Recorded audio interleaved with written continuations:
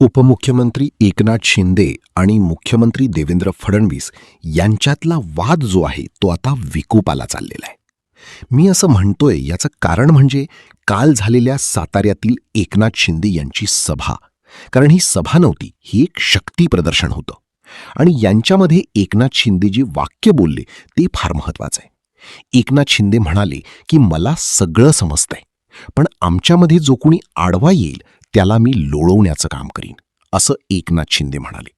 आणि एकूण ज्या काही घटना सध्या आपण बघतोय, मग नगरविकास खात्यावर देवेंद्र फडणवीस यांची कशी नजर आहे किंवा याचं कसं लक्ष आहे, काही फाईली त्यांनी कशा पद्धतीने आपल्याकडे थांबवून घेतल्या, या सगळ्या जे प्रकरणं आहेत ते अगदी पहिल्यापासूनच या प्रकरणांमध्ये मी जात नाही, त्याची उजळणी मी करत नाही. हा संघर्ष जो आहे या दोन नेत्यांमध्ये, फडणवीस आणि शिंदे यांच्यामधला संघर्ष आहे. आता नुकताच म्हणजे काल झालेल्या माझ्या मते एकनाथ शिंदे यांनी बच्चे कडू यांची भेट घेतलेली आहे.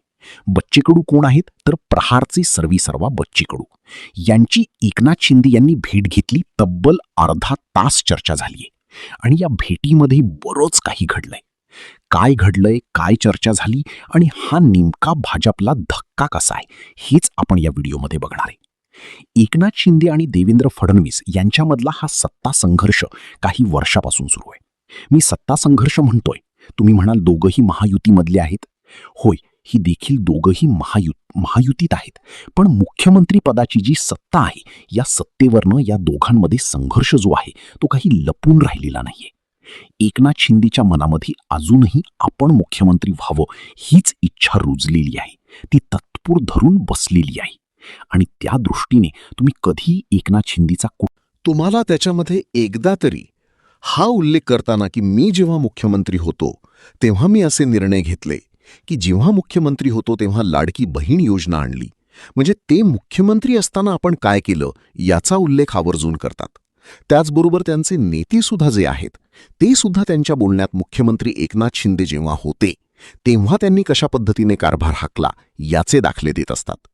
थोडक्यात हे एक बिंबवण्याचा प्रकार असतो की एकनाथ शिंदे हे अत्यंत कार्यक्षम मुख्यमंत्री म्हणून त्यांनी काम पाहिलेलं आहे आणि आगामी काळात त्यांनी मुख्यमंत्री व्हावं अशा पद्धतीचं ते एक त्यांच्या मागचं राजकारण असतं. आता त्यामुळे हा सत्ता संघर्ष जो या दोन नेत्यांमधला आहे तो तर आता वाढतोय हळूहळू. आणि एकीकडे आता एकनाथ शिंदेंना सुद्धा हे लक्षात यायला लागलेलं आहे की देवेंद्र फडणवीस महाराष्ट्रामध्ये, मग अगदी रायगड पालकमंत्रीपद असू देत, नगरपरिषद खात्यामधल्या काही अंतर्गत गोष्टी असू देत, ज्यावर देवेंद्र फडणवीस हे फार काटाक्षाने लक्ष ठेवून आहेत. त्याचप्रमाणे अनेक गोष्टी अशा आहेत. साताऱ्यातल्या सगळ्यात मोठ्या जी झालेलं प्रकरण आहे, या प्रकरणामध्ये ACP होते, त्यांना खरंच निलंबित करण्यात आलं का? खरं तर उपमुख्यमंत्री एकनाथ शिंदे यांनी सुद्धा सांगितलं होतं की जे साताऱ्यामध्ये घडलंय ते अत्यंत गंभीर आहे. पालकमंत्र्यांना धक्काबुक्की होते, रक्तबाळ होऊसपर्यंत त्यांना दांड्याला धरून त्यांना ओढलं जातंय. अशा स्थितीमध्ये काय करावं? पण ती निलंबित होतात का? तर नाही.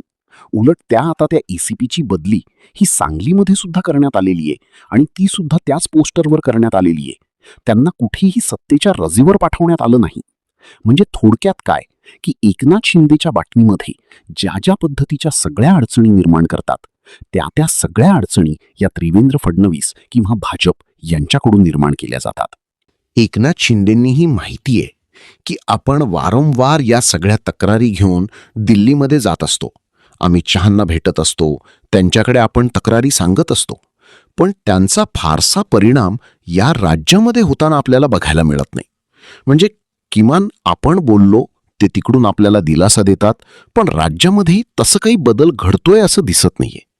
या सगळ्यांवर एकनाथ शिंदेंनी एक गोष्ट आता कुठं कळलेली आहे की 2029ला भाजप आपल्याला बरोबर ठेवेल का सांगता येत नाही.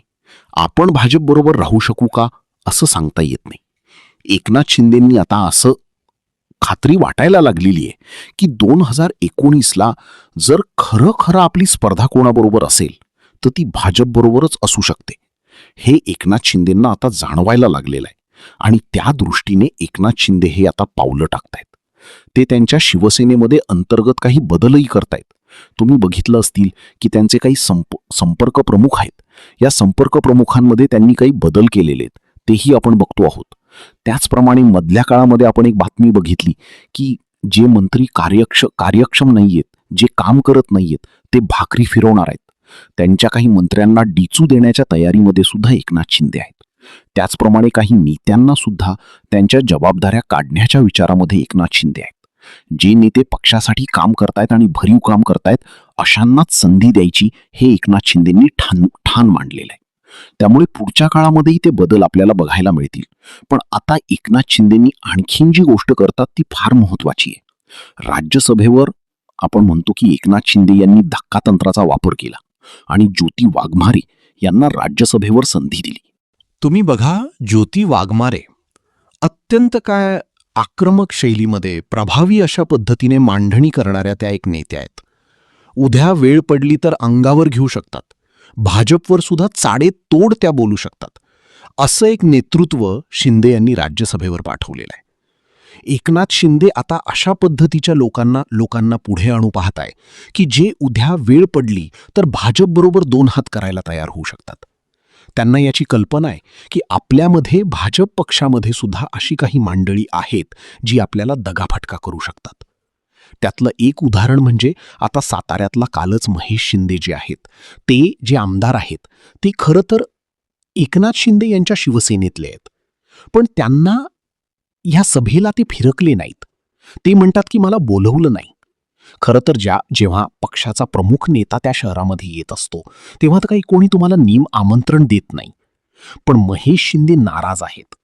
महेश शिंदेवर एकनाथ शिंदे यांची शिवसेना नाराज आहे.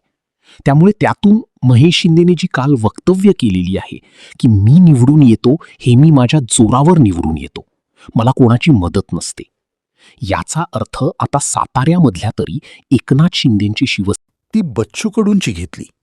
म्हणजे बच्चू कडू त्यांच्या भेटीला, पण ही भेट जवळपास अर्धा तास झालेली आहे.